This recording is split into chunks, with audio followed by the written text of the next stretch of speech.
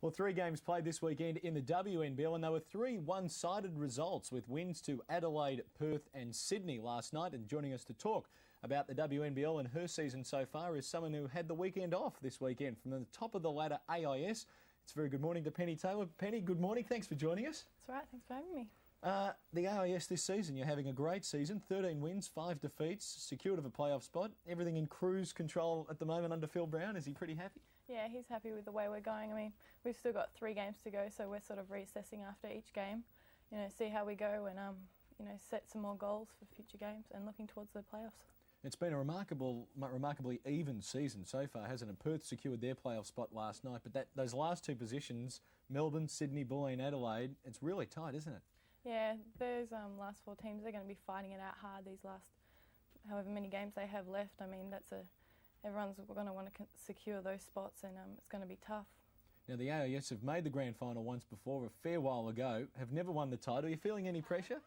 Oh, not at all. I mean, as I said, we're setting our goals, and we're sort of just taking it one game at a time. Whoever we come up against in the finals, we're just going to do our best and take it hard.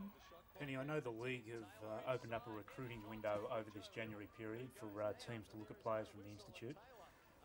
Is it difficult as a player at the Institute right now to keep your mind occupied on what's going on there and not look too far into the future? I think that's this WNBL recruiting period is. I think it's good that it's a 2-week period. We can look to our future, see what we're going to do after the AIS, assess, talk to clubs and just keep our options open. After the 2-week period, we go again focus on the finals. You don't have to tell us who, but has anyone been on the phone? Oh, I've been speaking to clubs and just thinking about my future and talking and seeing what is in the cards for me. So. And what about Sydney 2000? Is that a goal of yours perhaps? It's a very tough Opals team to try and squeeze into. Is that the goal? Well, yeah, it's always going to be a goal, the Olympics, and I suppose as long as I'm in that squad, there's always an opportunity for me to break into the team, and until the team is chosen, I'm just going to work my hardest and break into it, hopefully.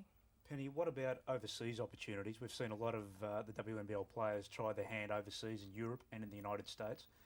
Is that a potential career path for yourself, and does that seem far more attainable now, considering their success? Oh, well, yeah, some of the Australian girls have just done outstanding jobs overseas. Michelle Timms, Michelle Griffiths. That's always going to be an option for me to play professionally overseas, Europe and the WNBA. I guess before the interest in the last couple of years, you wouldn't have even seen that as an option, would you? Because Australians really hadn't made their mark overseas? Oh, it's only, I suppose, recently they have, stood out in the world of basketball, and I mean, I have been thinking about overseas opportunities since, seeing how well they've done over there. So.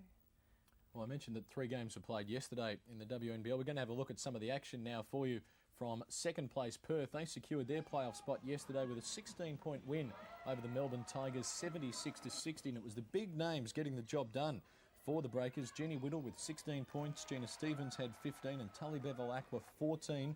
Joe Metcalf and Christy Harrower both scored 17 points for the Tigers. Penny, what about the Perth Breakers? A lot of people are talking AIS versus Perth grand final. How would you feel about that? Oh, well, we've had quite a few tough battles against the Breakers. Just recently over in Perth we went into overtime, so we've had... Well, you've been to overtime 4 of the last 5 times against them. It's a remarkable stat. Yeah.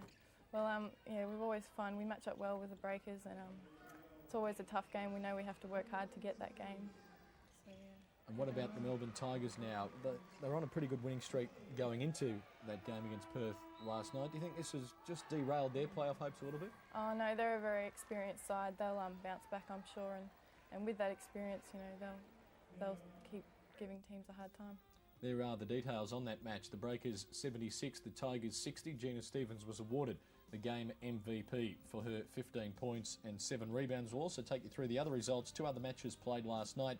Adelaide over Dandenong 72-57. Rachel Spawn had 16.